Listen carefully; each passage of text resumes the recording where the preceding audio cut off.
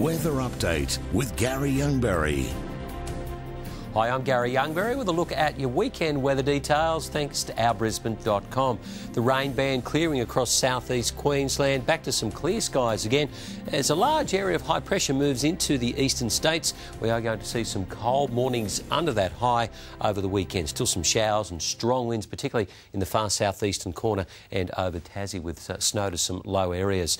Now, for our own backyard, blue skies, 22 degrees on the Sunshine Coast, and Caboolture staying fine for Redcliffe. Toowoomba a high of 16 degrees but fine. Dry for Ipswich, Logan and also on the Gold Coast. It looks like a great Saturday afternoon. Southwesterly winds on the bay will ease back with a northeast sea breeze 5 to 10 knots later. So the best of the boating even towards the afternoon. Offshore 1.7 metres at first, but it will ease to 1.2 metres. A great day for boating and right across the weekend. Brisbane 10 the low, 22 the high. Fine and sunny, sun setting at 5:30.